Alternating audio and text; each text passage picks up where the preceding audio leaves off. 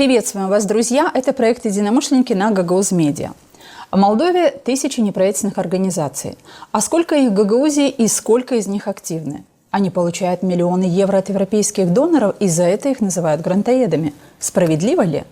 Уже очень многие знают, что неправительственные организации пишут проекты, проводят тренинги, обучают граждан и развивают села и города социально важными проектами. Пользу от неправительственных организаций ощущают не только граждане, но и примарии, местные органы власти. Польза очевидна, но почему доверие к неправительственным организациям все меньше, а разговоров о грантах все больше? Наш гость сегодня – человек, который со своей командой стоит на передовой социальных инициатив, помогает выстраивать мосты между людьми и делает так, чтобы голос граждан был услышан. Мы поговорим о том, как рождаются проекты, способные объединять, с какими вызовами сталкивается гражданское общество и почему сегодня особенно важно быть единомышленниками. Не переключайтесь, будет честный и важный разговор. Ну а для тех, кто еще не подписан на наш канал, можете это сделать сейчас. Мы все хотим достойных условий жизни. Мы все хотим качественной медицины. Мы все хотим хорошие дороги и коммуникации. Мы все хотим высокие зарплаты и пенсии. Мы все хотим, чтобы работали законы. Мы все хотим лучшего для Молдовы, и это нас объединяет. Значит, мы единомышленники. Друзья, сегодня в нашей студии директор Центра «Контакт» Сергей Нейковчин. Сергей Нейковчин, директор Центра «Контакт», эксперт в области развития гражданского общества, роли неправительственных организаций в регионах, вовлечения граждан в местные процессы. В 1999 году завершил обучение в Кишиневском медицинском университете, получив специализацию врача-пульмонолога. Позже получил степень магистра в области административного управления. Еще будучи ординатором в 1997 году, стал соучредителем Центра социокультурного развития в Гагаузии. В 1999 году стал волонтером Центра «Контакт», а в 2008 году возглавил Центр «Контакт», который стал главным ресурсным центром для неправительственных организаций по всей Молдове. Принимал участие в разработке закона в области развития неправительственных организаций. Здравствуйте, добро пожаловать в нашу студию. Здравствуйте, спасибо за приглашение. Прям вот такое, что в нашей студии сегодня доктор-пульмонолог, который имеет диплом, который пробовал себя в этой профессии, но переключился, как мы понимаем теперь, исходя из этой автобиографической небольшой сводки, сразу переключился на работу в неправительственном секторе. И нас с Леной Федоровной как минимум интересует вопрос, а почему? Так получилось, что у меня была возможность, благодаря моим друзьям, в конце 90-х годов поучаствовать в различных проектах, направленных на развитие молодежи, на межкультурное образование, на продвижение роли национальных меньшинств. Это было такое очень интересно. И учитывая, что я тогда всецело представлял Гагаузию и представлял национальное меньшинство гагаузы. И в различных этих проектах это было мега интересно. И я почувствовал, что я могу быть не только участником, а могу быть человеком, который может координировать эти процессы, человеком, который может стать, так скажем, наставником по различным темам в этой очень интересной теме, да, которая для меня тогда была самой актуальной на тот момент, это межкультурное образование, это толерантность и так далее, многие эти интересные, защита прав национальных меньшинств. И я стал постепенно переключаться и пробовать себя в различных ролях, как эксперта, как консультанта, как координатора каких-то небольших инициатив, проектов. Мне это все больше и больше нравилось, и в какой-то момент передо мной стал вопрос, что выбирать, что выбрать, медицину или деятельность в гражданском секторе, и я тогда выбрал гражданский сектор, и не жалею. Не жалеете. Я как раз хотела задать вопрос, если бы была возможность вернуться в тот 1999 год, вы пошли бы опять же по этому пути, или все-таки приняли бы другое решение? Я пошел бы по этому пути, потому что я ни минуты не жалею за всю свою карьеру. Ни минуты не жалею тех инвестиций, в которые, или того времени, которое я провел в стенах медицинского университета, потому что они мне дали, наверное, очень важные базовые знания. И базовые знания коммуникации с людьми, взаимодействия, понимания причин и причинно-следственных связей. Не все об этом это учат, а вот нас это учили, что болезнь, болезнь не падает сверху, болезнь является следствием чего-то. И вот в некоммерческом секторе, в гражданском секторе ты понимаешь, что если есть проблема, то она не является сама собой проблемой. Поэтому, когда речь идет о написании проектов, и тогда мне это так легко дается, потому что я понимаю, что проблема не рождается просто так. Есть причины этих проблем, и я пытаюсь углубиться в эти причины, как врач, хороший доктор, пытается углубиться в причины той или иной болезни, собирая анамнез и рассматривая различные анализы и так далее, для того, чтобы убедиться в том, что диагноз поставленный является верным. Так и здесь, в гражданском секторе важно правильно поставить диагноз, потому что любое лечение, которое ты можешь предложить, проект, с которым вот многие... Потому что в нашей работе, в нашей деятельности мы руководствуемся прежде всего проектной деятельностью. То есть проект – это наши главные инструменты работы. Такую хорошую параллель провели между лечением. Проект – это то лечение, да, которое вот ты назначаешь для решения проблемы, для лечения вот той или иной болезни. Да. Поэтому если проект он неудачный или вот лечение назначено неправильно, то проект он не даст результата. А давайте пример приведете. Вот просто как диагноз, понятно. То есть люди понимают, что когда есть диагноз, врач прописывает лечение, и от правильности лечения зависит результат. Ну вот, допустим, у нас валяется мусор на улице. Да? Вот мы часто говорим о коммунитарных проектах или проектах в области, так скажем, развития сообществ. Да? Валяется мусор. И мы говорим, вот у нас мусор, и мы говорим, что это проблема. Но на самом деле проблема не в том, что мусор валяется.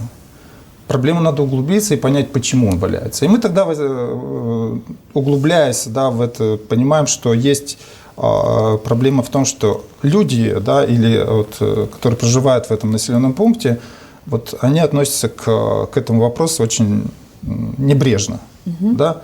Наверное, недостаточно образования какого-то в этой области, непонимание того, что вот, выбрасывание мусора, оно вредит не только кому-то, а вредит в целом, да, окружающей среде, вредит здоровью и так далее. Значит, образование – это одна из проблем, да, вот мы уже выяснили.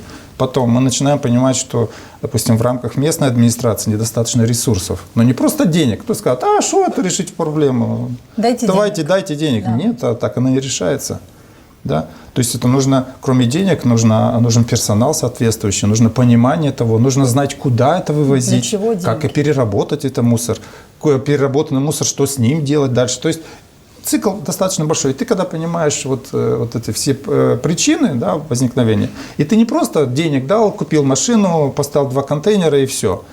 У нас очень много примеров того, когда покупается машина, ставятся мусорные баки, а мусор остается. Его еще больше. И что здесь не так? Потому что не работали с людьми. Да. Потому что не работали с людьми, не убедили людей в том, что это важно.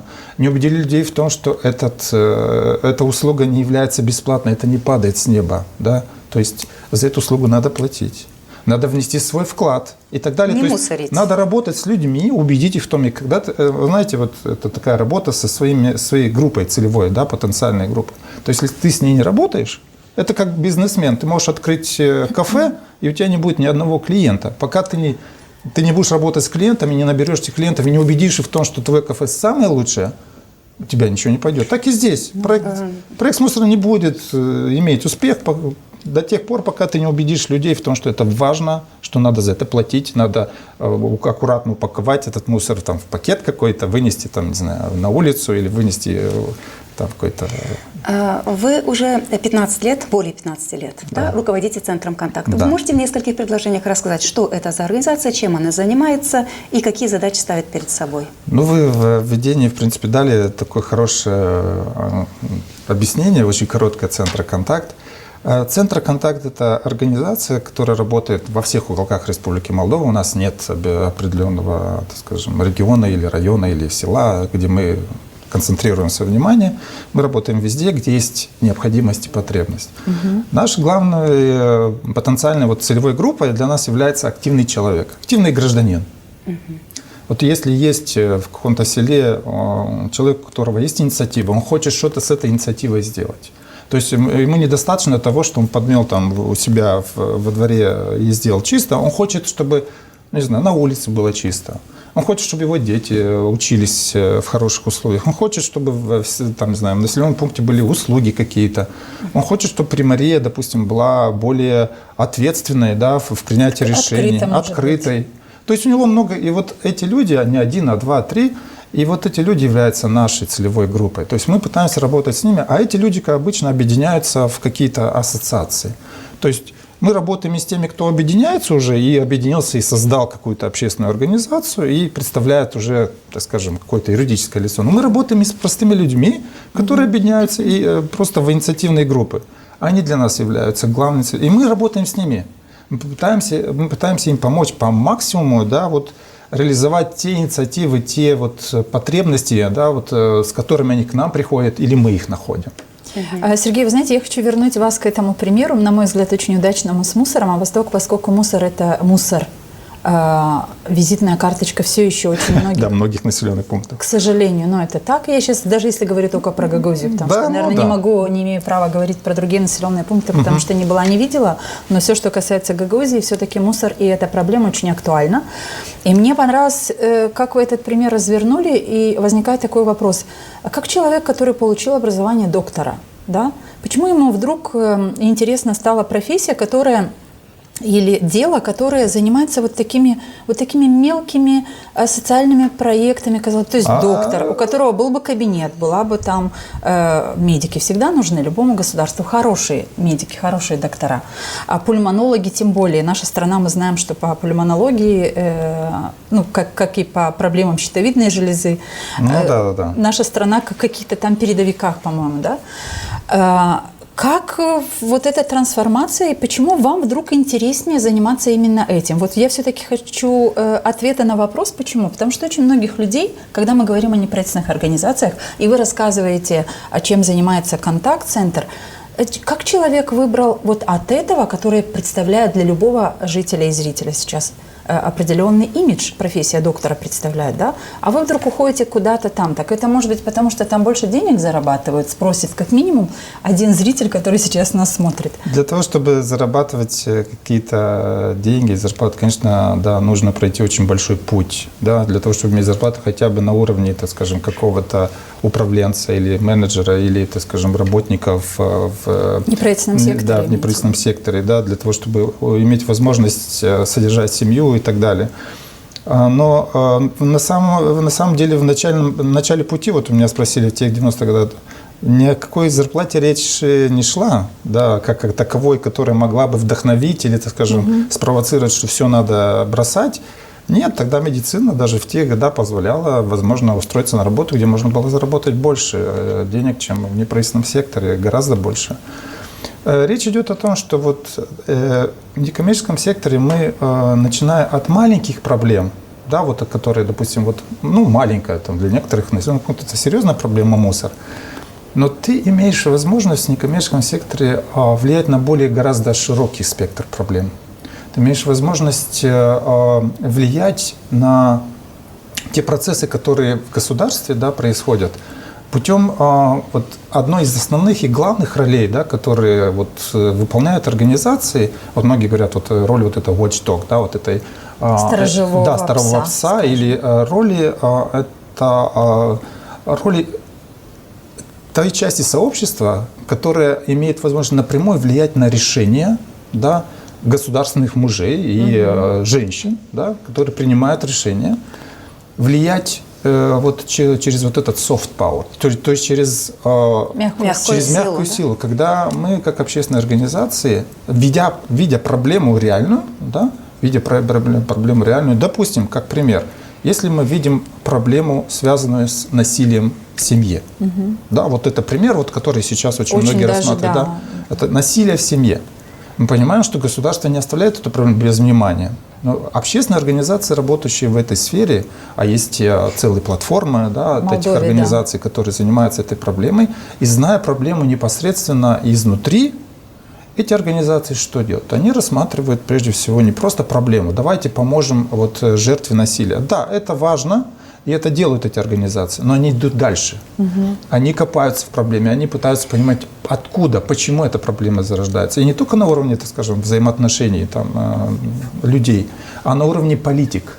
Есть ли в государстве закон, если работает ли этот закон, как принимаются решения на уровне того, когда случаются случаи насилия, как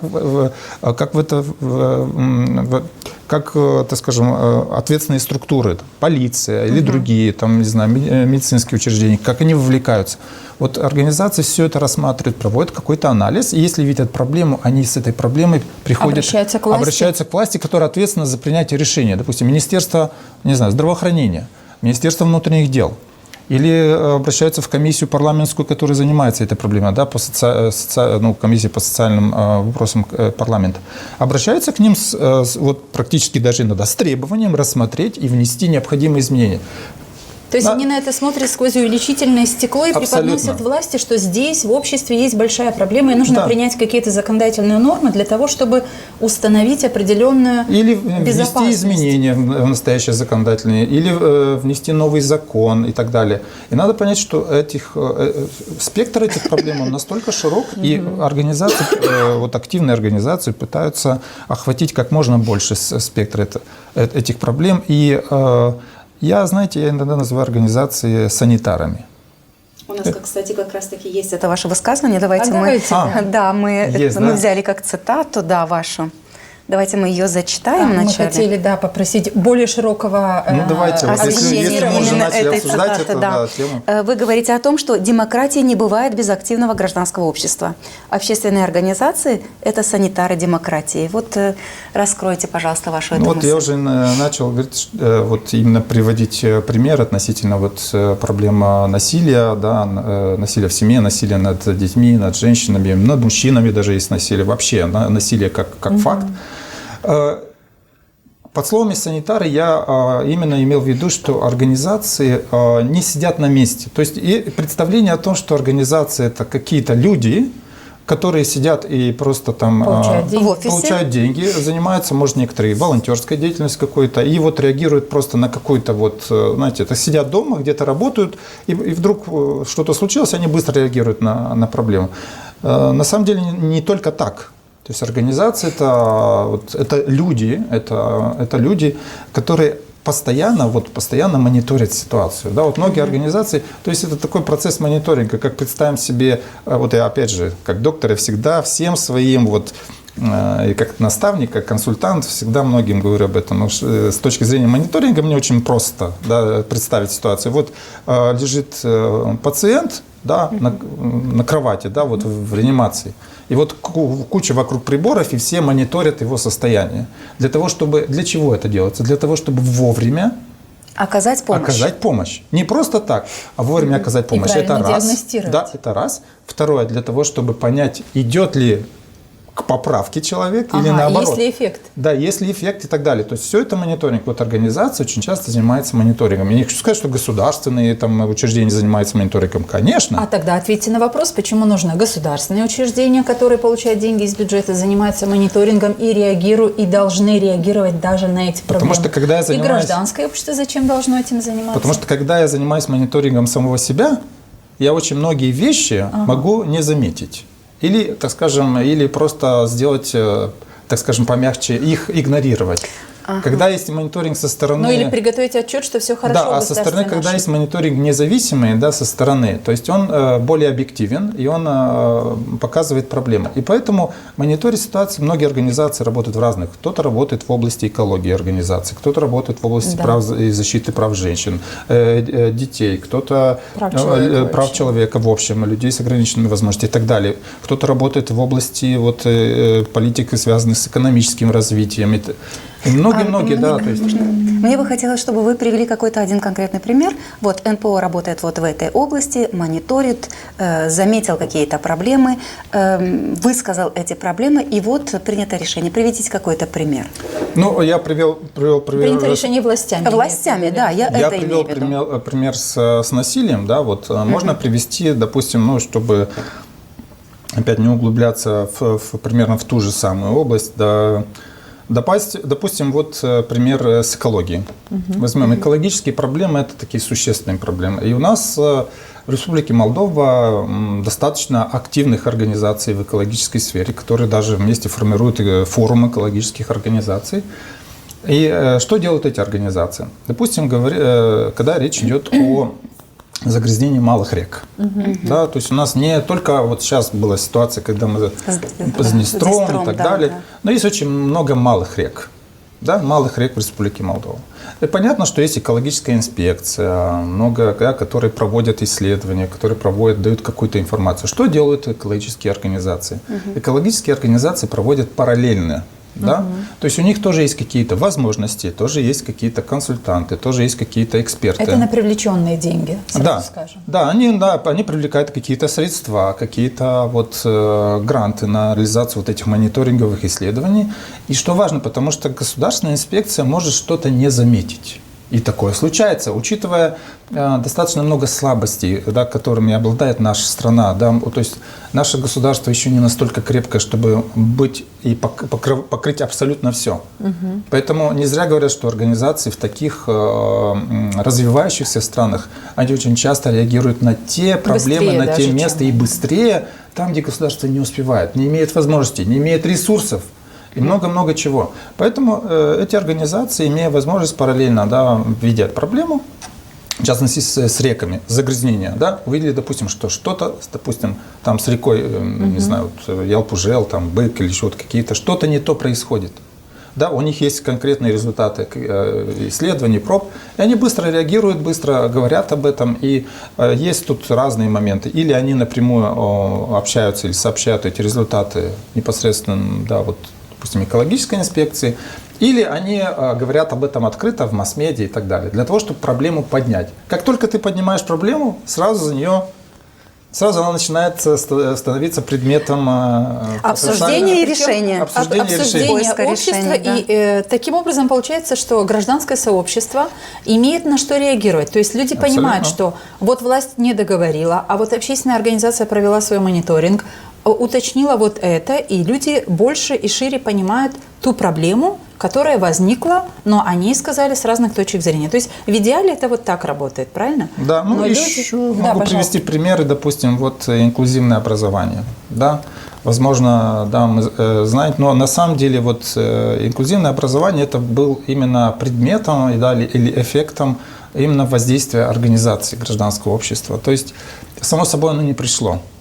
То есть организации Вы имеете в виду, что не государство поднимало эти вопросы? Но государство поднимает в первую очередь поднимали вопросы родителей, конечно, у которых были дети с особыми образовательными потребностями, с ограниченными возможностями. Они искали пути решения, поднимали эту проблему, объединялись, и тогда государство вынуждено было отреагировать. Родители есть часть гражданского общества. Просто когда родители обращаются, на это внимание обратили, конечно, и организации, занимающиеся проблемами, да, или работающие в области защиты прав ребенка. И помню, как это начиналось. Да, и эти организации очень активно продвигали эту тему, да, продвигали и в конце концов добились результата, да, то есть сейчас все меньше и меньше у нас всяких вот учреждений, да, закрытого типа, так скажем, да, для так называемых детей, у которых есть проблемы с ментальностью, неуспеваемостью и так далее. То есть по возможности эти дети, да, то есть есть законодательная база, да, по возможности эти дети вовлекаются в процесс. Ну и начнем с того, что если мы говорим о людях с ограниченными возможностями, то лет 15 назад, мне кажется, активным образом общественные организации в Гагаузии стали продвигать строительство пандусов. Да. Потому что пока этого не потребовали общественные организации, до государственных структур не доходило, что нужно построить пандус для того, чтобы каждый человек на инвалидной коляске в том числе мог бы подойти к поликлинике или там, я не знаю, к аптеке. Да, у вас вопрос? Да, я хотела сказать о том, что вот вы неоднократно сегодня говорили о активности, гражданской активности, о активности гражданского общества. Что вы можете сказать, и сравнив вот 90-е годы, когда вы только начинали работать в этой сфере, и вот сегодняшний день, какова она, гражданская активность в нашей стране? Ну, различия, оно существенное. Начнем с того, что различия в хорошую сторону.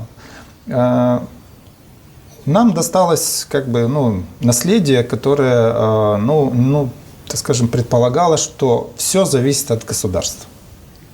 Вот это наследие, оно еще достаточно сильное. Да? То есть все зависит от властей. То есть власти решают всю проблему. Гражданская активность, она строится на том, что человек понимает, что от него, как от гражданина, зависит решение многих проблем. И не только его участие в день выборов. То есть для многих еще остается, я активный гражданин, потому что я один раз в 2-4 года, я в Гагаузии почти каждый год? Да, практически каждый год, я кидаю бюллетень в урну. И на этом моя гражданская активность останавливается. То есть все. Новый подход, который начался в конце 90-х годов, и он до сих пор развивается, и он действительно приобретает совсем другие сейчас формы. Это то, что каждый гражданин, пройдя через через проекты по гражданскому образованию, или принимая участие в проектах общественных организаций, которые связаны с гражданским участием, они понимают, что он может влиять на ситуацию каждый день. То есть участвовав, допустим, даже на уровне села. Потому что, казалось бы, простой житель села, ни на что он повлиять не может. Он выбрал примара. Так люди думают всегда или большинство? Я выбрал примара, мы выбрали местных советников, и все. То есть пусть они 4 года решают все проблемы. А я займусь своим хозяйством. У меня есть двор, хозяйство, барашки, не знаю, что-то еще что-то. А как надо? Да, а как надо. Мы, конечно, это сложный процесс, но мы пытаемся через те организации, с которыми мы работаем, именно организации на местах. И у нас есть достаточно много успешных историй, когда организации на местах, объединяя людей активных, которым не безразлично, что происходит в их населенном пункте. И эти небезразличные люди практически, становятся частью процесса принятия решений на уровне местных администраций. То есть, и в какой-то момент местная администрация, первый эффект – это сопротивление, то есть неприятие.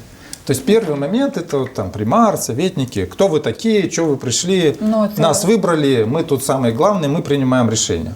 Окей, это момент неприятия. А на втором этапе, если здесь не отступить, а мы делаем все возможное, чтобы мягкой силой чтобы людей, тех активных людей, именно дать им поддерживать, поддерживать, не то что поддерживать и дать им, так скажем, понимание того, что нельзя отступать с первого, потому что сопротивление, оно есть очень часто. Но хочу сказать, что эти изменения в последнее время. Могу вам сказать, что у нас достаточно большой пул примаров, пул, я имею в виду много примаров, в сообществах, которые с первого дня открытые, даже наоборот, примары. А вы знаете, я хочу, чтобы мы на этом остановились, потому что, мне кажется, это сейчас именно про нашу жизнь, про жизнь в Гагаузии, да? Вы говорите, примары, кажется, открылись. Я, кажется, догадываюсь, почему примары открылись, и не только я догадываюсь. Примары поняли, что из государственном бюджете денег почти нет. На то, чтобы сделать что-то, чтобы отличиться, и чтобы жители моего города или села сказали: хороший примар, смотри, сколько всего сделал. В бюджете денег нет, и надо что делать? Надо дружить с теми неправительственными организациями, и надо открывать им двери примарии, двери советов, для того, чтобы эти люди помогли примарии вместе написать проект. Более того, примары уже стали организовывать внутри себя департаменты либо отделы, куда они набирают сотрудников, которые умеют писать проекты. И мне кажется, это есть ответ на вопрос. Примары первыми и муниципальные советники первыми поняли, что от движения неправительственных организаций выигрывает все сообщество в целом, но в первую очередь выигрывают примары. Потому что они стали теми, при ком то или иное дело, проект, дорога, садик, крыша, не знаю еще что, было сделано. У нас есть фильм про гражданское общество «Центр контакт». Мы сняли документальный фильм о гражданском обществе, о том, что такое гражданское общество. У нас на YouTube-канале он есть. Между прочим, в настоящий момент его просмотрели более 1 миллиона уже просмотров у нас этого фильма. Давайте мы тут сделаем небольшую ремарку и скажем нашим зрителям, что вы долго не искали, а мы под этим видео тоже разместим эту ссылку, чтобы все, кто хочет познакомиться с этим фильмом и узнать больше о контакте, могли бы это сделать. В этом фильме есть очень короткий такой момент, где интервью взяли у руководителя одной местной организации, и которая сказала... Местная в Гагаузии? Нет. Какой-нибудь? В Молдове, да. Молдове, да. Это, да. Я не буду сейчас, кто посмотрит фильм, вы можете просмотреть. Это одни из наших активных бенефициаров. И она просто сказала такую фразу. Если в селе нет организации, неправительственной, то это село практически мертвое. То есть она дала понять, что вот абсолютно то, что вы говорите. Да? Если местная публичная администрация хочет развивать село, хочет привлекать какие-то ресурсы, хочет, чтобы в этом селе, допустим, проводились мероприятия направленные на образование молодежи, чтобы часть каких-то прав тех людей, которые нуждаются в защите прав, чтобы они были защищены, да, дополнительно. Если есть люди, нуждающиеся в поддержке, допустим, из малоимущих семей, или люди, которые вот с ограниченными возможностями и так далее. То есть, и как можно больше организаций в этом селе, тем больше возможностей у примарии решать множество проблем. Привлекая сами организации для того, чтобы они сами делали какие-то проекты для определенной группы людей, или привлекаете организации в качестве партнеров для реализации более крупных проектов, да, на уровне сообщества.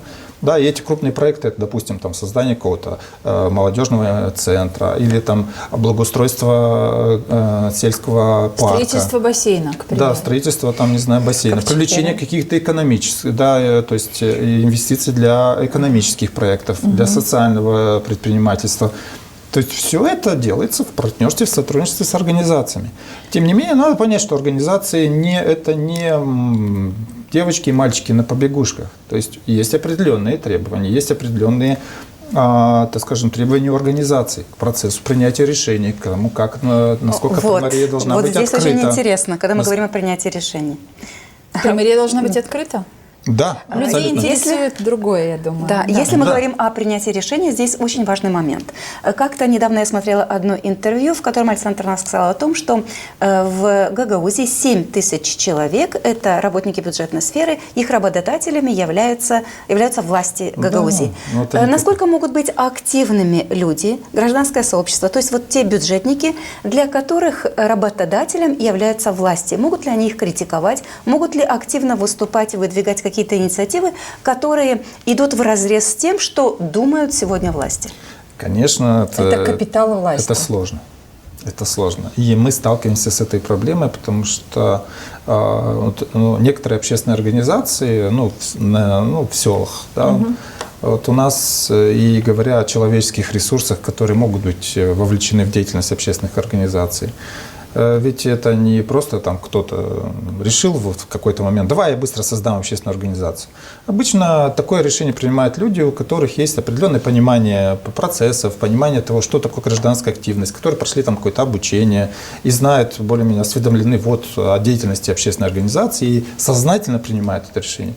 Обычно такое сознательное решение принимают кто? Это больше всего у нас представители, мы как-то делали такой небольшой срез, да, исследование. Больше всего это представители, допустим, образования. То есть чаще всего организации которые идеи образования продвигают? Не только образование, люди из образования, из сферы образования. Людьми из сферы образования. Это преподаватели, учителя и так далее. Это часто очень люди, которые работают в области культуры, да, это дома культуры, библиотеки, да, творческие специальности. То есть очень редко это люди, которые, которые из бизнеса или которые работают в сельском хозяйстве, очень редко они выступают, лидерами или промоутерами общественных организаций. Поэтому, понятно, эта зависимость, и очень сложно иногда этим людям объяснить. Да, у них есть организация, они создали абсолютно для того, чтобы продвигать, допустим, образование для детей. Или они решили продвигать, проекты, направленные на развитие вообще сообщества, да, чтобы жизнь в селе стала лучше. Да, услуги и так далее. Но если они работают, основная их работа в этой сфере, то им сложно. Тут, знаете, Некоторые, и у нас есть такие примеры, некоторые принимают решения, ну, и остаются в некоммерческих организациях на постоянной основе. Им гораздо легче. Вы знаете, у меня есть ощущение того, что об этом обязательно нужно говорить, и нужно говорить честно, как мы в начале этого выпуска и сказали, да, что мы очень хотим честного разговора о неправительственных организациях. Да. А давайте чуть попробуем раскрыть скобки и сказать о том, что неправительственные организации, вот просто простым, таким доступным, но понятным языком нашим зрителям, да, общественные организации существуют за счет чаще всего европейских грантов, так? За счет грантов западных, вообще. Это гранты, которые извне. Да. Да, это могут быть европейские гранты, это могут быть, ну, так скажем, гранты самого Европейского Союза или членов Евросоюза, или даже других стран, которые не являются членами Европейского Союза. Ну, включая Америку. Да, да, потому что до сих пор есть ваш еще центр был создан фондом Сороса, да? Да. Я хочу эту мысль дальше, если можно, чуть. Смотрите, значит, люди по-прежнему думают, что если вы существуете за деньги Европейского Союза, как минимум, да, то тогда это люди, которых смело называют сегодня в публичной, ну, в социальной среде, как минимум, называют предателями, потому что они предают нас за европейские гранты. Да. Да, они работают на них, буквально так значится такая формулировка, скажем, да, и это вы чувствуете себя, что вы работаете на кого-то, потому что на протяжении 30 лет вы в неправительственном секторе. И как вы объясняете людям, если они вам задают такой вопрос, что ты предатель страны, ты работаешь на чужие деньги здесь, в этой стране? За всю свою карьеру я ни разу не ощутил давления со стороны доноров. Ни разу. Вот многие спрашивают, многие интересуются, но я, если уж мы честно говорим, да, и откровенный разговор, я ни разу не чувствовал давления. Ни разу. Чтобы кто-то, так скажем, целенаправленно или косвенно пытался направить или сказать, что вот вы, Центр «Контакт», должны делать это. Никогда. Никогда этого не было. И я хочу обратиться, вот и те, кто вот смотрит вашу передачу, и это ложь, это обман. И у меня, может быть, кто-то на моем месте будет другой и может сказать что-то другое, но я делаю свой вывод только на основании своего опыта. Я только в Центре «Контакт» директор уже столько лет, а в некоммерческом секторе я с 1997 года. И у меня есть достаточно, так скажем, как бы, наверное, скажем, причин, да, для того, что и оснований для того, чтобы говорить об этом. Никакого давления не было. Все, что мы делаем, да, все проекты, которые, да, финансируются, да, большая часть, да, скажем, из этих проектов финансируется извне, они финансируются на основании тех проектов, которые пишем мы. А мы наши проекты, как я уже говорил и в самом начале, мы наши проекты пишем на основании тех проблем и потребностей, которые есть у нас.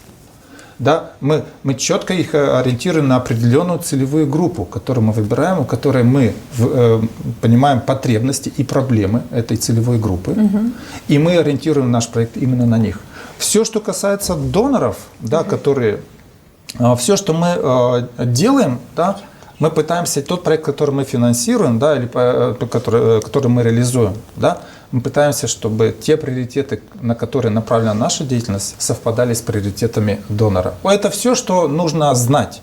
Да, потому что у каждого донора есть свои приоритеты. И вот об этом надо говорить. Доноры не приходят с сумкой денег, ложат ее на стол и говорят, давайте мы разделим на все, что угодно. Нет.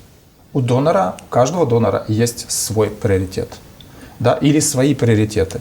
Откуда рождаются эти приоритеты? Да, откуда? Да, откуда рождаются эти приоритеты? Почему, вот, допустим, там, не знаю, посольство Швеции или, допустим, почему посольство Нидерландов или почему там, не знаю, фонд Сороса, допустим, или еще кто-то. Почему они приходят и финансируют именно это и это? Да, или вывозят пестициды, к примеру. Да, или вывозят пестициды. Почему вот они решили, почему вот в их приоритеты вот они через свою программу грантов хотят поддержать именно вот женщин, подвергшихся насилию? Или почему они хотят через свой грант поддержать именно людей с ограниченными возможностями? Или почему хотят поддержать права женщин? Или почему они хотят поддержать реформу юстиции? Или почему они хотят поддержать реформу, экономическую реформу, да, или продвижение предпринимательства? Ведь никто не говорит, у нас миллионы на самом, да, которые приходят, это не только у всех, знаете, это верхушка айсберга. Кто-то там увидел какой-то проект в области там, юстиции, начинает критиковать и все. Это такая маленькая верхушка айсберга. А сколько денег идут на экономическое развитие, на поддержку предпринимательства, на поддержку предпринимателей, сколько денег идут на школ, сколько денег идут на инфраструктурные проекты, сколько денег уходит на социальные услуги. Это очень много ресурсов. И каждый донор, опять же, я просто так буквально еще секунду. Приоритеты донора рождаются не в офисе какого-то там это просто донора, да, он там сидит и мечтает о том, что нет. Приоритеты рождаются на основании глубоких, важных анализов, которые они проводят. И опять же, возвращаясь к медицине. Для того, чтобы правильно поставить лечение, ты должен иметь четкое понимание ситуации. Доноры проводят самостоятельно или какие-то исследования, проводят исследования потребностей, узнают, направляют своих каких-то экспертов. И вот тут главный вопрос, так зачем донорам, которые имеют деньги вне этой страны, вкладывать в эту страну, делать свои анализы, свои исследования, выводить или выверять проблемы, а потом по этим проблемам поддерживать неправительственные организации, которые будут реализовывать какие-то проекты. Зачем? Не все страны, надо понять, что не все страны имеют возможности, да, и не все страны это делают. На самом деле в Молдове с точки зрения финансовой многие страны Европейского Союза представлены так или иначе. Да, кто-то совсем чуть-чуть, кто-то чуть больше, а кто-то совсем. Но большинство еще. Да. И Европейский Союз как структура, да, предположим. Все зависит, конечно, от возможностей этих стран. Ну и относительно возможности поддерживать, так скажем, у каждой более-менее, так скажем, внятно, более-менее развитой страны, европейской страны, есть четкое понимание, что эта страна не живет в отдельности. Эта страна является частью чего-то. Вот это понимание... Эта для страна многих... – это Молдова, чтобы нас Нет, для многих людей такое понимание. Зачем там Норвегия помогает или зачем Швеция помогает Молдове? А потому что Швеция – это не просто страна, которая живет там на своем скандинавском полуострове и больше ничего не интересует в мире. Не так. Эта страна живет, или эти люди, которые, шведы, они живут в Европе. Они живут на этом континенте. Для них очень важно, для страны, которая развитая, у которой есть определенные, которая соблюдает права человека и так далее, и так далее. Для этой страны очень важно, чтобы какие-то соседи, даже, может быть, дальние соседи, потому что Молдова не является страной-соседом Швеции, но очень важно, чтобы в этом, в определенном пространстве, чтобы такая страна, как Молдова, не ушла в аутсайдеры, не осталась, так скажем, на окраине вселенной и стала беднейшей, страной вообще и так далее. То есть, по возможности, каждая страна более-менее, которая является развитой, демократически развитой, эта страна имеет, такую ответственность. Это чувство ответственности, ответственности, когда у тебя, это как, есть, есть два бизнесмена, и один, и другой миллионер. Один миллионер, у него яхта, у него дворец, у него шикарные машины, у него все что угодно. Он живет припеваючи в своей роскоши, и все. А другой миллионер имеет дачу, имеет машину, имеет яхту, но вокруг него он помогает всем вокруг. Потому что чувство ответственности, поэтому и страны очень разные. Есть страны богатые, но которые никому не помогают. А мы какая страна? Ответьте здесь на этот вопрос. Мы какая страна, если мы принимаем эту помощь? Мы страна, которая, и нашу страну называют развивающаяся страна, то есть находящаяся на этапе развития. Мы страна бедная, понятно, это всем, это не секрет, что мы бедная страна. Мы страна, у которой есть проблемы с соблюдением прав человека. То есть мы в плане, так скажем, индекса соблюдения прав человека, демократии, мы, не аутсайдеры, естественно, но мы где-то посерединке. Да, и мы добиваемся этих прогрессов. Уже неплохо. Да, мы добиваемся этих прогрессов. Да, у нас с точки зрения масс-медиа независимо, мы постепенно пытаемся продвигаться вперед и выше и так далее. И главное, на мой взгляд, один из приоритетов или почему, иностранные государства вкладывают и помогают и так далее, это сделать все возможное, чтобы наша страна и люди в нашей стране, используя эти ресурсы, используя эти ресурсы, потому что мы используем эти ресурсы. Не они тратят, они дают нам использовать, чтобы мы, используя эти ресурсы, сделали нашу жизнь лучше и подтянули эти стандарты. Сергей, а как вы отвечаете на вопрос «бесплатный сыр бывает только в мышеловке»? И про это в Гагаузии говорят очень часто, что именно европейские грантоеды, нам очень обидно, мы тоже пытаемся защищать и себя, и, собственно говоря, всех тех, их немного, вернее, но они есть в Гагаузии, которые работают в неправительственной организации и реализовывают очень много интересных проектов на территории автономии и меняют облик наших сел и городов, и меняют ментальность людей, потому что через такие маленькие объединения они делают какие-то полезные дела для своих сообществ и собирают вокруг себя еще больше людей, даже если это тренинги, обучение и так дальше. Как вы отвечаете на этот вопрос, что не бывает так, что просто какая-то страна хотела нам помочь? Не бывает. На мой взгляд, это неуместное сравнение. Речь не идет о бесплатном сыре. Да? Речь идет о финансовой поддержке, да, которую оказывают страны. И часть этой поддержки действительно является безвозмездной. Мы говорим о безвозмездной помощи. То есть, когда та или иная страна предоставляет поддержку в целом Республике Молдова, отдельным организациям, и эта поддержка безвозмездная. То есть, от нас не требует возврата этих денег. То есть, надо понимать, что это вот в этом смысл, наверное, вот этого бесплатного сыра.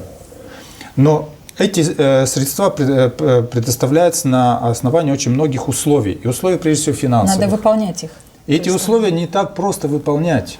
Если мы будем вдаваться в те подробности, через сколько проверок, аудитов, контролей проходит каждая организация, получающая ресурсы, да, более-менее, многие, наверное, удивятся, или многие скажут, да, вы не представляете, насколько это сложно, да, и насколько велика ответственность, которую каждая организация несет за трату каждого евро или доллара, который предоставляет.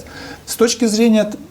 Понятно, что есть финансовая ответственность, финансовые требования, да, к этой.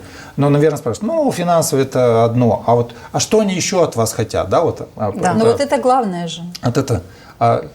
Они хотят, чтобы проект, который мы реализуем, да, допустим, проект, направленный на развитие сообщества, дошел до этого сообщества и изменил в нем что-то. Он сделал жизнь лучше.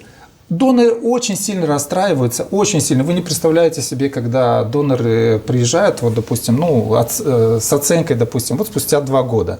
Реализации проекта. Да, реализации проекта. И ведь не секрет, что у нас есть случаи, когда донор приезжает и вот смотрит на ситуацию и говорит, да, мы потратили деньги, а результата нет. Даже вспомним SLPI, исполком, вот эти грантовые и донор, в чем здесь виноват? Вот я обращаюсь, а донор в чем здесь виноват? Вот это, говорят, бесплатный. Вот это абсолютная безответственность, да, и вот этот бесплатный сыр, который... и донор не приходит и говорит, вы что там, да, вы что, перевернули тут что-то? Донор приходит и спрашивает, результат. Вот у вас в селе вы сделали, там, не знаю, дорогу, вы, допустим, благоустроили парк. Вы, жителей, вот вы как организация или те, кто реализовывали проект, вы спросили у жителей, вы поинтересовались их мнением, есть ли чувство того, что жизнь в этом селе стала лучше? Это им понравилось, да, и они этим что вот люди действительно говорят, что да, вот мы после того, как у нас есть парк, а сколько у нас проектов, которые были профинансированы за последнее время при поддержке иностранных доноров, даже в Гагаузии? Да их 1000 уже, в я думаю, что в Гагаузии их больше, чем где-нибудь в каком-то другом районе. Школы, детские сады, дороги, детские площадки, малые бизнесы и так далее, и так далее. Куча. И вот они все делают жизнь людей лучше. Вот донору важно знать, донор уходит довольный, с огромной улыбкой, если он что деньги его, так скажем, его налогоплательщиков привели вот этому результату. Жизнь людей стала лучше. Вот все требования вот этих доноров. И уверяю вас, что никаких других требований доноры не ставят. Скажите, вот вы говорите о том, что огромное количество финансов привлекается в нашу страну. Да. Работает огромное количество людей, которые реализуют эти проекты. Привлекаются местные сообщества. Но почему же за НПО в нашей стране такая вот слава грантоедов укрепилась? Почему? Кто это делает? Или это, из-за того, что НПО сами о себе мало говорят? Или из-за того, что это какая-то риторика политическая? Это выгодно кому-то представлять НПО в таком свете? Есть здесь несколько моментов очень важных. Кстати, грантоедами не стал исполнительный комитет, повторюсь, при котором именно европейские гранты ушли непонятно куда, и разбирательство еще идет. До сих пор еще идет разбирательство, и насколько это я знаю. первый случай в Молдове, когда непонятно, как государственное управление, а это был исполнительный комитет, как так не открыто, не прозрачно использовали европейские гранты. Ну, на мой 8 взгляд, миллионов леев на мой сайт, взгляд, который на нет мой взгляд, сегодня. те ресурсы должны были потрачены через организации гражданского общества, которые, к сожалению, очень слабо участвовали в том проекте или практически не участвовали. Ну и потом получилось, что власть прибрала к себе деньги. Отвечая на вопрос, есть несколько моментов. Первое. Организации первое, что должны сделать, не видеть вину или обвинять кого-то, да, в том, что нас называют грантоедами. Прежде всего, надо посмотреть, почему так происходит. И здесь Центр «Контакт». То есть диагноз поставить. Да, Центр «Контакт» выяснил слабость организации. Именно слабость в том, что мы делаем много, но очень мало о себе говорим. Мы делаем много хороших вещей, но очень часто эти вещи присваивают, или результаты нашей работы присваивают себе кто-то другой. И, допустим, организация привлекла ресурсы. Да. Допустим, а приехало большое ответственное лицо и порезало ленточки, и у всех людей осталось, Впечатление о том, что это сделано вот вы, да, там кем-то. вот парк такой красивый у вас в селе. Да, откуда? Ну, Кто? есть конкретный случай. В селе Чешмекёй тротуарная дорожка, которая построена по улице Ленина от одного края села до другого края, была сделана на европейские деньги. Об этом почти ничего не сказали, только так. И даже табличку какую-то не поставили в то время, когда открывали. Но то, что прошлась по этой дорожке первая Башкан Ирина Влах, запомнилось как осталось кто построил и кто сделал. Ну вот. Эту проблему выяснили, мы понимаем эту проблему, эту слабость. Центр «Контакт» прикладывает достаточно много усилий для того, чтобы работать непосредственно с организациями, для того, чтобы давать им инструменты, помогать им, продвигать свои проекты. И в прошлом году мы запустили вот эту кампанию по поддержке и продвижению того, кто такие организации, это что очень мы правильно, делаем. На мой взгляд. Эта кампания достаточно широкая. Мы ее только в прошлом году мы сделали такой пилотируемый проект. И вот фильм, вот мы сделали много видеоматериала, где мы пытаемся развенчивать мифы об общественных организациях. Мы много передач провели на национальном радио и так далее, и так далее. То есть вот это достаточно широкая кампания, которая работает на вот эту первую причину, которую мы считаем, что мы слишком мало о себе говорим. То есть люди не знают, кто мы. То есть люди понимают, и я в одной из своих статей, вот недавно эта статья была опубликована, ее даже можно найти в Фейсбуке, где я на самом деле дал понять, что по результатам наших исследований всего лишь 5-10% людей так или иначе взаимодействуют с организациями. Напрямую или частично напрямую. Да? Остальные 90% людей просто они никогда не сталкиваются. Вот как мы, допустим, каждый день сталкиваемся с продавцом в магазине, или мы как минимум один раз в год сталкиваемся, с медиками и так далее. То есть 90% людей никогда в своей жизни не сталкиваются с организацией. Но здесь одна маленькая такая мысль, которую я очень хочу, чтобы мы здесь озвучили. Но с результатами деятельности сталкиваются многие. Но нет того понимания, что, например, огромное количество проектов за счет грантовых средств реализовано в учебных заведениях нашей страны. Огромное количество проектов реализовано в примариях, в детских садах, в системе здравоохранения. И все люди, живущие, обучающиеся, допустим, дети в этой школе, благами пользуются все эти дети, благами пользуется все население, проживающее в том или ином населенном пункте. Можно ли тогда в таком случае называть грантоедами и всех жителей этих населенных пунктов, в которых реализованы какие-то проекты? Вообще никого нельзя назвать грантоедами. Это абсолютно неверный подход. И поэтому я говорю, только, допустим, 10% так или иначе взаимодействуют, или имели возможность взаимодействовать.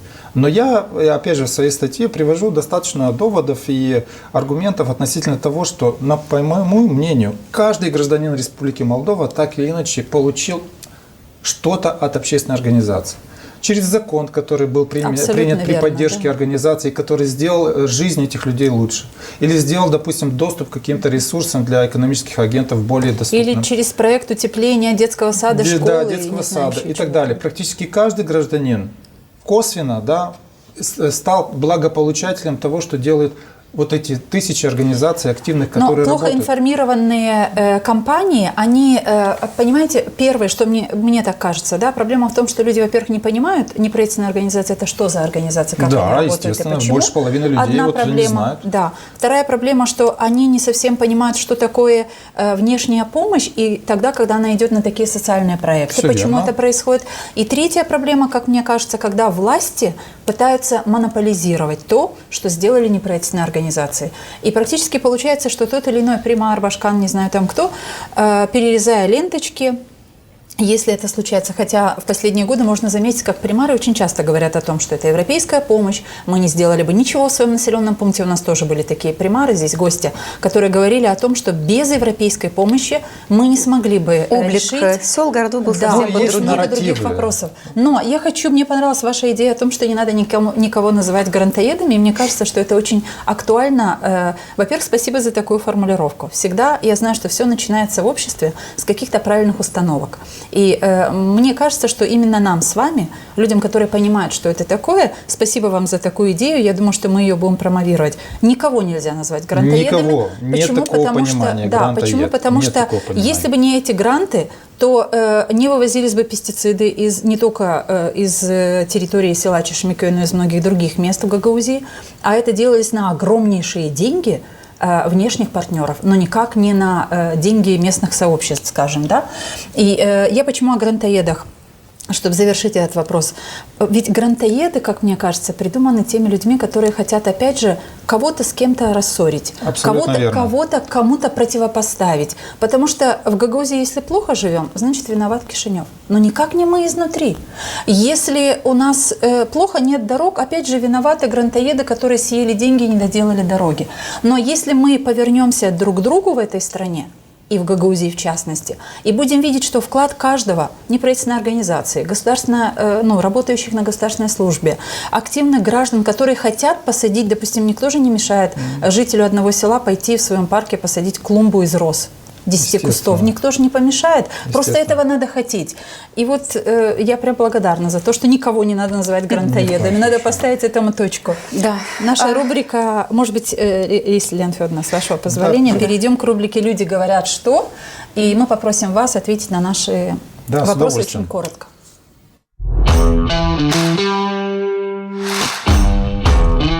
Люди говорят, что...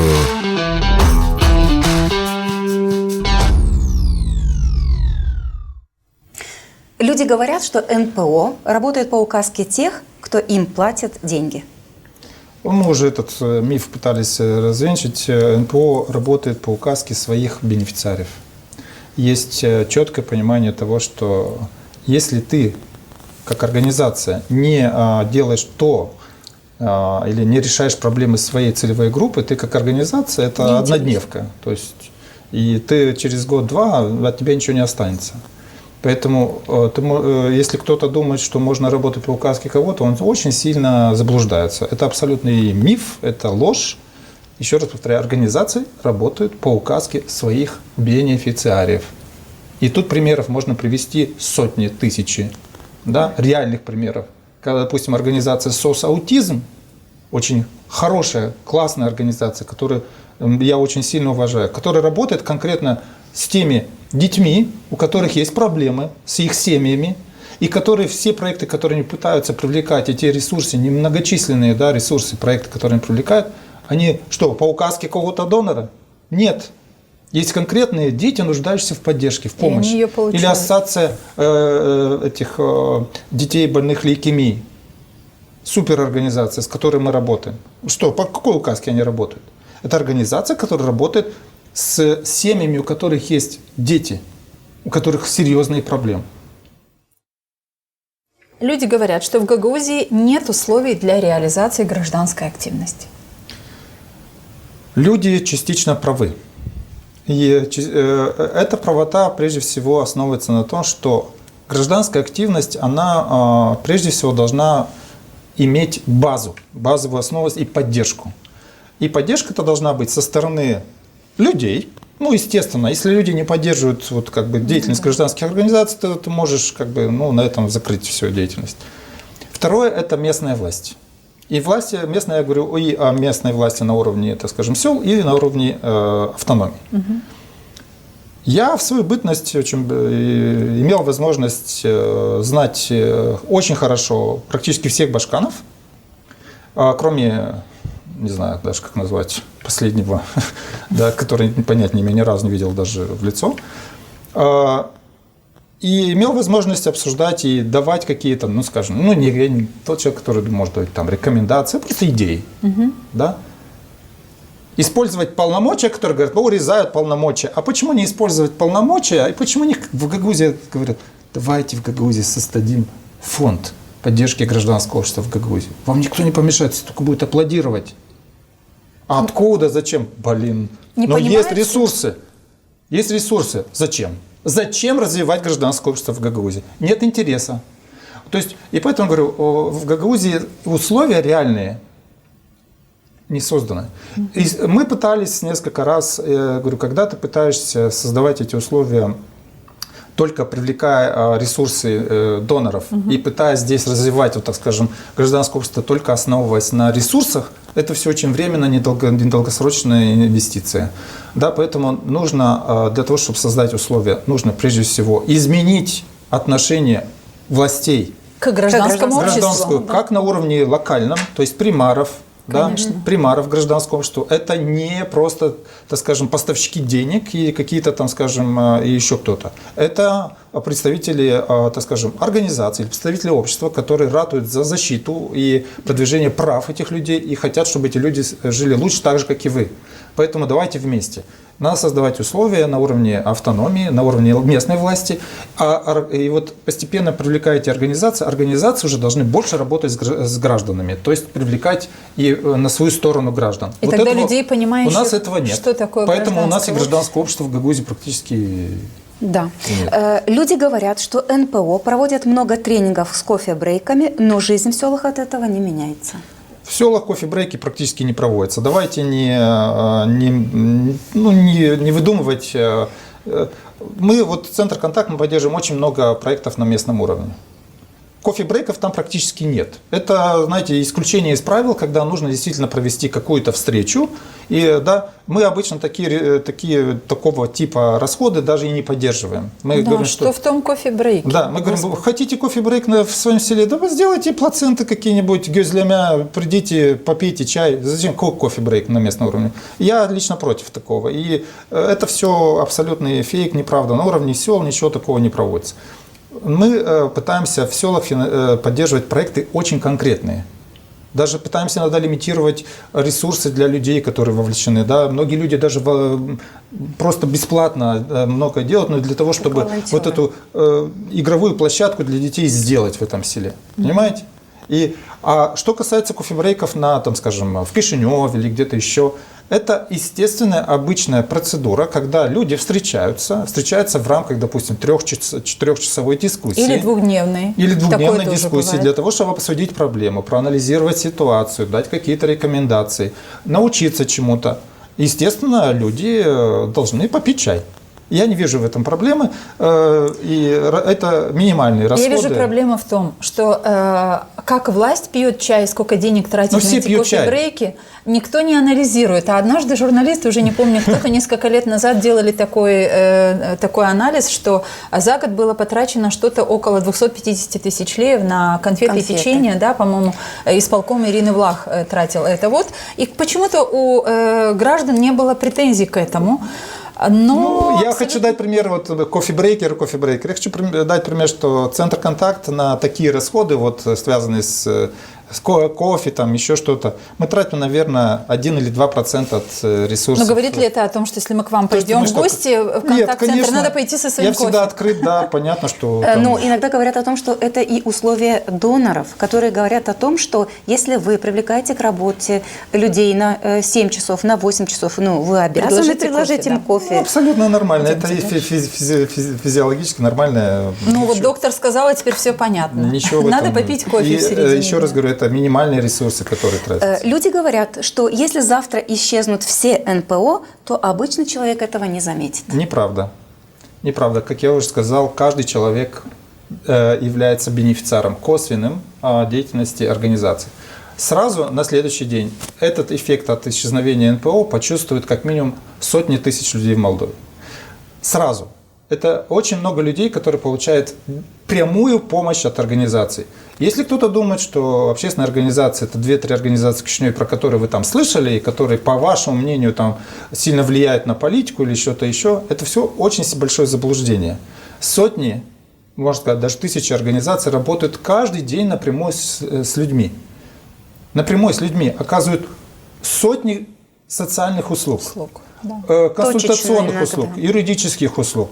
Сотни организаций реализуют проекты, направленные на экономическую поддержку, на поддержку сообщества и так далее. Если завтра, вот резко, да, и мы прочувствовали, вот там много было мифов вокруг прекращения деятельности USAID, на самом деле, не все так было плачевно, да, кто-то пытался использовать для себя, да, и полностью денигрировать или, так скажем, все плохое, да, выкинуть на НПО, на самом деле все не так. Но завтра это почувствует, через месяц-два, через год это почувствуют все граждане. Потому что вы прочувствуете, потому что, допустим, государственные мужи и женщины, да, я буду тут нейтрально выражаться, они будут принимать законы без санитаров, о которых мы говорили. Вот просто примут решение, вот нам так нужно, без консультации с гражданским обществом.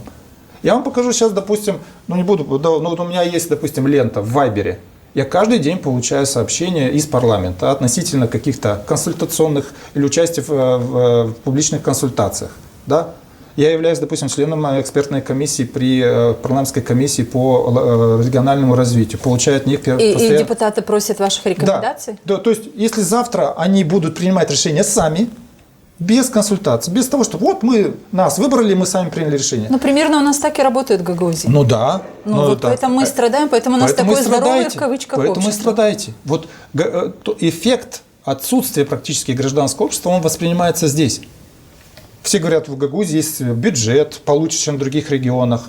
В Гагаузии вроде есть автономия, даже кто-то, если там говорит, с какими-то ущемленными компетенциями. Но, извините, и что? Почему люди не живут лучше? Я уверен, и я продвигаю эту идею. Всем говорю, в Кишиневе продвигаю эту идею, в Гагаузии пытаюсь продвигать эту идею, что в Гагаузии нужно укреплять и развивать, и приложить усилия для укрепления гражданского общества, сильного гражданского общества, которое имело бы возможности влиять, имело бы возможности сдерживать власть, имело бы возможности высказываться по проблемам, а не так, что у нас есть какое-то гражданское общество в Гагаузии. Какое-то гражданское общество.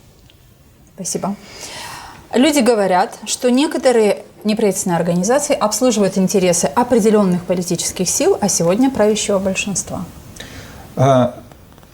Общественные организации в большинстве своем, в подавляющем большинстве, обслуживают демократию.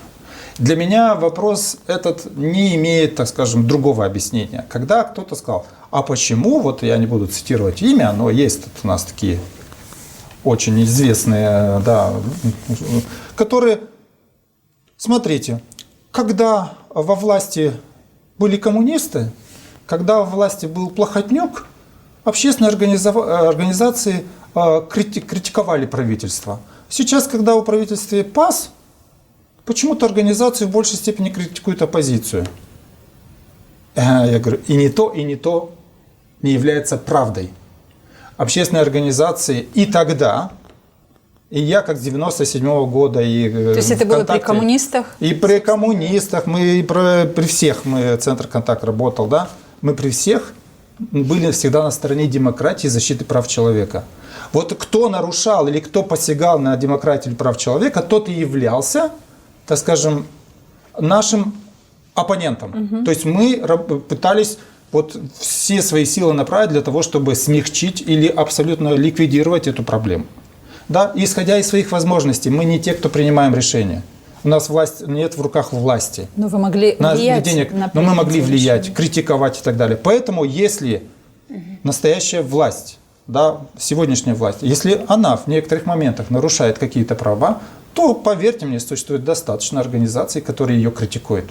И даже вчера мы были на встрече. Ее и видим, эта критика есть. Но если эта власть, допустим, меньше критики, значит, они меньше нарушают права человека. Люди говорят, что в Молдове НПО работает не для людей, а для личной выгоды. Что значит личные выгоды? То есть, высокие заработные платы у членов НПО, да, конечно. сотрудников. Смотрите, небольшой пример. Вот мы финансируем, поддерживаем, допустим, организацию, которая подает нам проект для того, чтобы решить проблему в селе. Ну, допустим, они хотят, вот у нас очень много проектов, допустим, создать небольшое, что-то вроде кружка, да, для молодежи, да, то есть какие-то услуги для детей. Здорово. Да, здорово. Кто-то хочет что-то сделать более такое видимое и оставить после себя что-то, вот как я говорил, там площадочку какую-то благоустроить или в парке там скамейки, да, что-то еще такое, да. И мы обычно вот финансирование какое? Это финансирование достаточно скромное. Это 10-15 тысяч в это, так скажем, самый большой проект. Скажите мне, пожалуйста, вот из 10-15 тысяч на один год вот мы даем, да, при условии, что мы должны там, да, основная часть бюджета должна быть потрачена непосредственно на вот качели, на еще что-то. Мы говорим и всегда поддерживаем тот факт, что люди за свою работу должны получать деньги. Если есть возможность привлечь волонтеров, да, на кратковременно. Человек не может быть волонтером целый год. Это объективно непонятно. Человеку должен что-то есть. Но и это не должно вызывать никаких. Абсолютно. недоверия. Ну вот и сейчас подумайте, если мы, допустим, на зарплату оставляем или говорим, ставим условия, и все доноры ставят это условие, что зарплата должна не превышать, допустим, 10-20% от общей стоимости Суммы бюджета. проекта. Ну вот и что из 15-10 тысяч остается, да? Остается 2000, это по $200 в месяц. Вот сами сейчас посчитайте, какие зарплаты. О какой прибыли можно говорить, если все практически проекты, все, и эти, да, вот те баснословные, там кто-то говорит о баснословных зарплатах, вы сами посчитайте у себя в уме, да, вот эту баснословную зарплату и попытайтесь понять, сколько эта организация должна получать в виде гранта. Но идея-то Это в том, все что неверно, абсолютно. Может быть, некоторые организации совсем, которые действительно выполняют очень серьезные миссии, большие, у которых там десятки сотрудников, да. У нас ВКонтакте такого нет. То есть а уже не говорю о маленьких организациях, которые, там очень все скромно. Маша, люди говорят, что вообще не понимают, чем занимаются НПО. Все верно. И мы уже эту тему поднимали, то есть… здесь нужны кардинальные какие-то действия. Здесь кардинальные и действия должны быть… мы считаем, что здесь должна быть деятельность самих организаций. Мы должны получить четкую, понятную поддержку властей. Мы всегда обращаемся к властям и пытаемся настроить их таким образом, чтобы их коммуникации, месседжи, да, были, так скажем, направлены на то, чтобы поддерживать нас, а не гробить. И мы должны быть более активными, показывать, что мы делаем, работать с нашими бенефициариями и продвигать все. И масс-медиа должна быть активна. И последний вопрос. Люди говорят, что если завтра из Молдовы уйдут внешние фонды, USAID, Сорос, Европейский Союз и много-много разных других фондов, то 90% всех НПО просто исчезнут в течение месяца. Это является нашим слабым местом. И мы тут должны, я могу частично подтвердить это мнение, потому что это является нашей слабостью. И об этой слабости мы говорим всем. Финансовая устойчивость, не просто финансирование, а именно финансовая устойчивость организации является слабостью. Центр «Контакт» является организацией, которая продвигает политику диверсификации. Мы со всеми своими организациями, с которыми мы работаем, мы пытаемся настроить и пытаемся обучить их тому, что ресурсы должны поступать из разных источников, не только от одного-двух доноров иностранных. Организации некоторые способны привлекать ресурсы, оказывая услуги, которые нужны людям, могут оказывать услуги, которые нужны государству, и это очень важно. И, к сожалению, вот во многих странах действительно организации оказывают часть социальных услуг, часть общественных услуг, да, и помогают государству в этом плане, да, то есть возмещают вот этот недостаток, да, людей, возможностей за счет того, что предоставляют услуги, как частный сектор, да, то есть находя свою нишу. И следующий очень важный момент, вот то, что мы говорили, это работа с людьми. Люди, если понимают, что ваша деятельность нужна, и ваша деятельность полезна, они могут вам помочь. И у нас есть механизм 2%. Да? 2% механизм, который уже доказал свою эффективность и продолжает доказывать свою эффективность.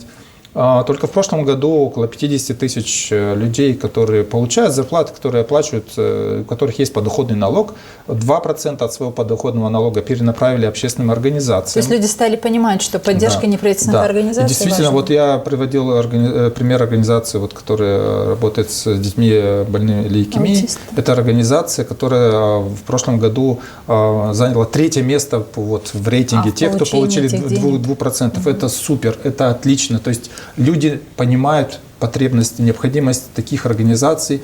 И ведь нельзя сказать, что вот там 1000 людей, которым перечислили 2%, у всех есть проблемы. Нет. Но это говорит о том, что люди понимают эту проблему, и они хотят и поэтому участвовать. я вот буквально минутку обращаюсь к тем, кто хочет помочь какой-то организации. Перечисление 2% это никак не повлияет на ваши расходы. То есть вы их в любом случае перечисляете? Вы в любом случае оплатите эти бюджет. налоги в бюджет. Вот 2% от вашего подоходного налога вы можете направить в организацию. Всю информацию вы можете найти на нашем сайте или на сайте налоговой инспекции.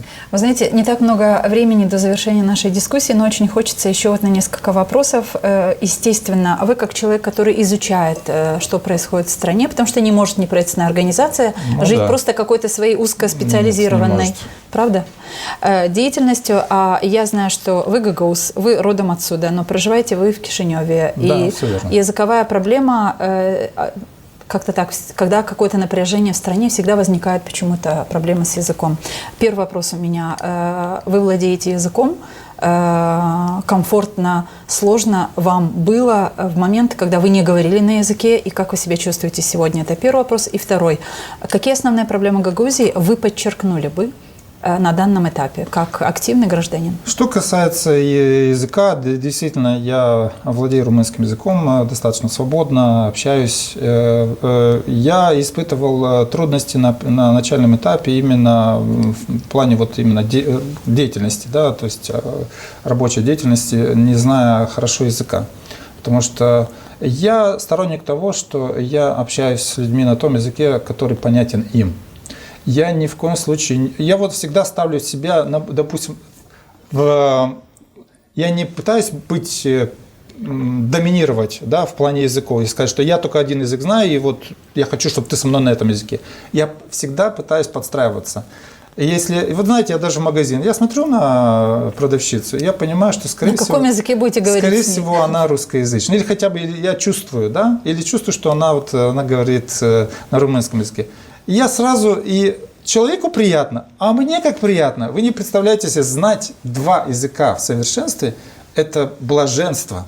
Я вот испытываю абсолютное удовлетворение. А почему вы знаете 2, а не 3? Гагаузский не а может быть болгарский? Ну я имею в виду в совершенстве, потому что гагаузский я знаю не в совершенстве, английский я знаю достаточно хорошо, но не сказать, что в совершенстве. А румынский и русский язык – это 2 языка, в которые я вот могу говорить бесконечно и просто.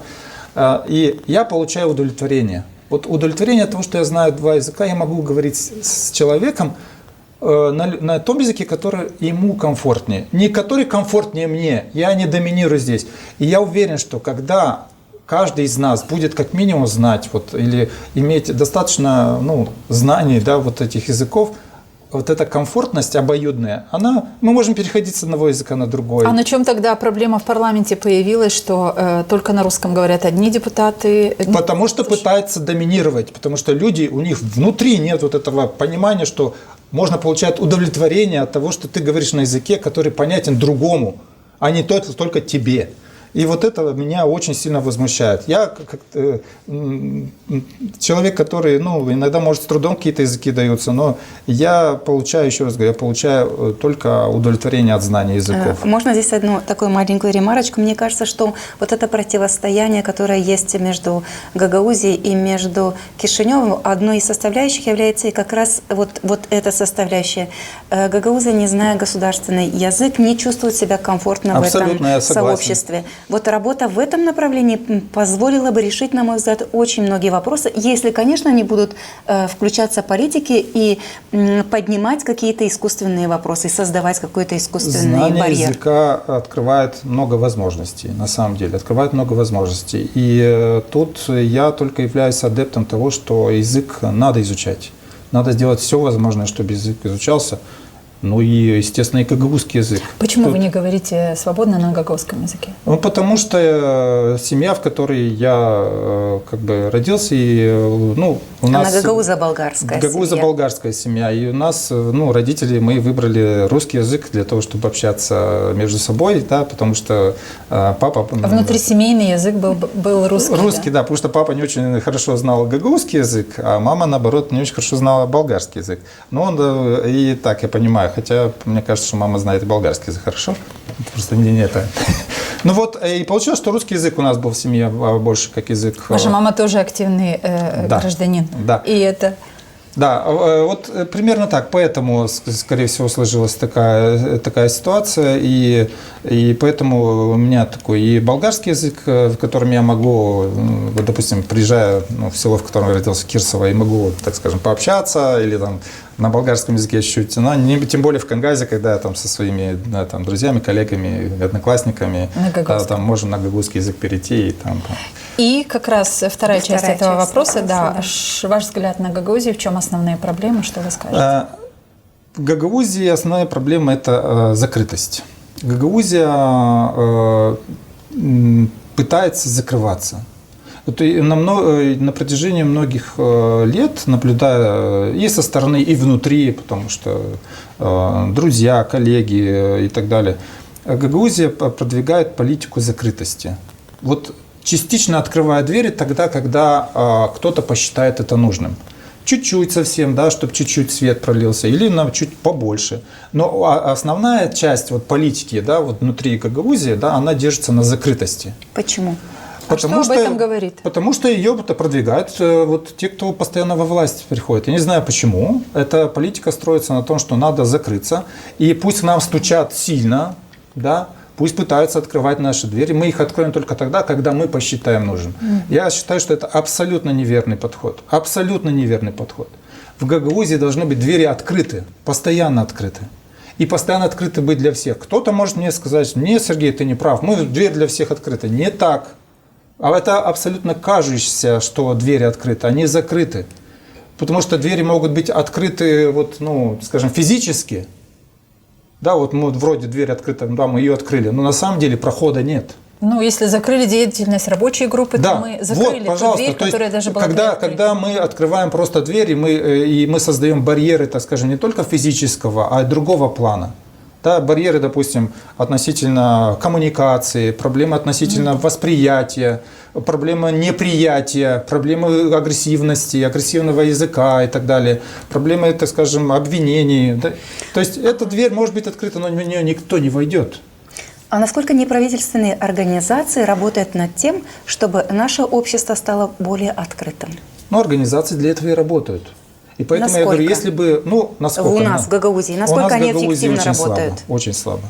В Гагаузии гражданское общество и общественные организации представлены объективно, я не хочу называть там другие какие-то эпитеты, но объективно очень слабое гражданское общество в Гагаузии. Да, с этим надо работать. И еще один вопрос, опять же, продолжая тему закрытости Гагаузии и общих проблем Гагаузии. Вы видите, мы все видим, в каком тупике оказалась Гагаузия сейчас. Да, и выборы назначены на 21 число. Что вы думаете вообще об этой ситуации? С назначенными выборами и с требованиями Гагаузии, и с требованиями Министерства юстиции о том, чтобы Конституционный суд рассмотрел. Объективно выборов, скорее всего, не будет. Это уже как бы частично понятно. Это обсуждается, учитывая то, что есть информация публичная в масс-медиа, обращение государственной канцелярии по поводу объективно, что 21-го они не состоятся. То, ну, это я так вижу ситуацию. Вопрос о том, состоятся ли они вообще в этом году, эти выборы. Да, то есть и хотелось бы, чтобы они состоялись. Потому что должно было бы быть. И это в интересах прежде всего граждан Гагаузии. На мой взгляд, я считаю, я продвигаю вот тот месседж, что людям в Гагаузии, ну, по-моему, это мое такое мнение, считаю, что с ним можно согласиться, и людям в Гагаузии важно, чтобы выборы, неважно какие они, да, в данном случае выборы в Народное собрание, чтобы они были честными и свободными. Я, как член коалиции за свободные честные выборы с 2005 года, Я считаю, что это самое важное. Уже второстепенным является момент, кто и как их проводит. Вот если мы понимаем и находим, допустим, и доходим до того, что тот или иной, так скажем, орган, который будет ответственен, будет ответственен за выбор, ЦИС, ЦИК и так далее. Если мы понимаем, и мы в плане, так скажем, в ходе анализа понимаем, что он не может обеспечить вот эти две важные составляющие, свободные и честные выборы, то мы должны тогда принимать какие-то объективные решения на уровне властей и сделать все возможное, чтобы эти выборы сделать именно такими. Власть должна и на уровне Кишинева, и та власть, которая еще здесь, вот, у которой еще есть мандат совсем, или у Народного собрания уже нет мандата. Они думают, что есть? Думают, что есть. Тем, так или иначе, они должны сделать все возможное, чтобы обеспечить именно вот эти честные и свободные выборы. А если они в этом не заинтересованы? Да, вы же слушаете второй момент, который я говорю, что в выборах заинтересованы граждане. Прежде всего. А что об этом говорит? Я не вижу, чтобы граждане были заинтересованы. Граждан, которые, Ну, что может говорить нам о том, что граждане в этом заинтересованы? Мы сегодня много говорили о гражданском обществе, о том, что оно пассивное, о том, что оно нуждается в каком-то таком пробуждении и работе. Потому что если власти не подсказывать, что подождите, вы переходите красные линии, то тогда власть будет делать все, что ей нужно, но не то, что нужно людям. Такой, когда пытаемся, тут, наверное, пример не очень удачный, но когда мы пытаемся понять, а что нужно нашим детям? И если мы спросим ребенка, что ему нужно, чаще всего, скорее всего, он будет там пирожные, конфетки, игрушки и так далее. Понимая, что ему нужно что-то другое. В случае наших граждан есть косвенные, объективные обстоятельства или данные, которые позволяют сказать, что нашим гражданам нужна четкая, понятная, открытая, ответственная власть на местах. Почему? Потому что все исследования, которые проводятся на уровне национальном, включая Гагаузию, показывают, что почему-то жители Гагаузии чаще всего, больше всего жалуются.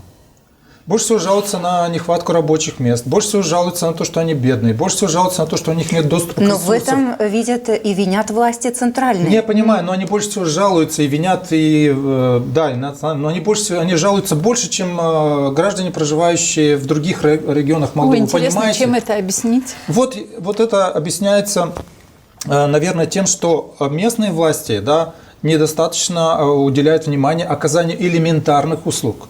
Не уделяют внимания развитию. А может быть, проблема в том, что люди не знают? Может, проблема в том, что люди не знают, что должна делать одна ветвь власти, другая? Какая разница между полномочиями депутата, косвенно, потому что вот когда я говорю, что это нужно людям, я имею в виду прежде всего косвенные признаки, которые говорят о том, что людям это нужно. Потому что через косвенные признаки можем понять, что люди обижены, они обижены на центральную власть больше, чем на локальную власть. Это объективно. Потому что локальная тоже говорит, что Кишинев во всем виноват. И видят больше проблем в национальной власти. Это объективно.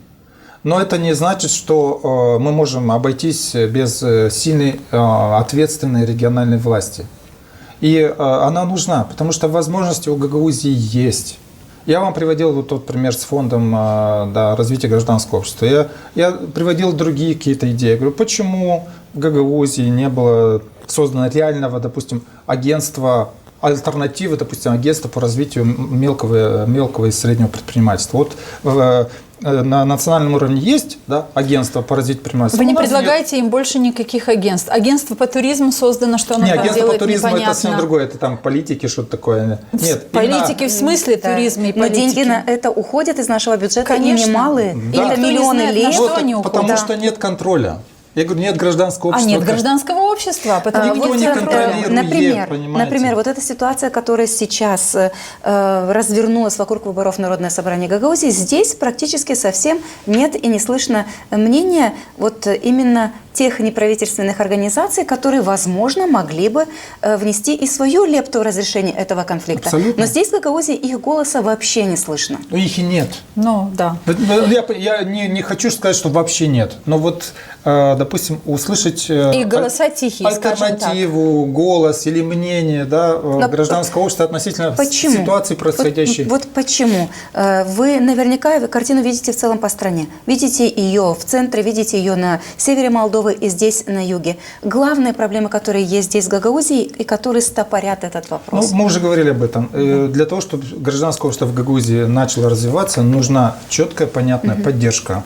И ну, не то, что поддержка только финансовая, а вот позиция местных властей, да, что мы готовы… Выгодна ли местным властям эта позиция? Выгодна ли? Местным властям активное гражданское общество никогда не выгодно с точки зрения, потому что оно критикует, оно там выходит со своими мнениями, постоянно там не знает, что предлагает и Тогда так далее. нужно самому обществу расти для того, чтобы прийти надо к этому. расти, но и власть должна быть, понимаете, открытая, ответственная власть принимает, и гражданское общество понимает, что без гражданского общества это не демократическая Смотрите, власть. в Гагаузии, Это так же, вот как такая. по всей Молдове, работает закон о прозрачности принятия решений. Ну, где Лена работает? Федоровна чуть выше говорит, работает. Он должен работать. Но он должен есть. работать, Да, правильно. Екатерина, он должен работать, да. Я оговорилась. Он действует, но не работает. 8 миллионов леев потрачено на сайт исполкома Гагаузии, европейские деньги. Секундочку. Которые потрачены, но сайт не работает, там никакой информации не найдешь. Недавно удалили абсолютно всю информацию, которая касалась тех митингов, которые там публиковались тогда, когда они были в 2024-2025 году. Я о чем еще хочу спросить. Вот очень часто можно услышать, что говоря про европейские гранты и про тех, кто потребляет эти гранты, вот все, что касается медиа, мы тоже медиа. Все, что касается медиа, вот они, медиаструктуры, подлежат наибольшему осуждению, чем те предприниматели, которые на такие же европейские гранты стали производить сыр, либо производить какие-то другие виды, не знаю, там, продуктов, товаров, еще не знаю чего. Как вы думаете, почему это происходит? Почему медиа так раздражает? Ну, потому что брынзу, купленную в магазине, которая произведена предпринимателем, это все понятно, это просто купил, съел, вкусно. Да?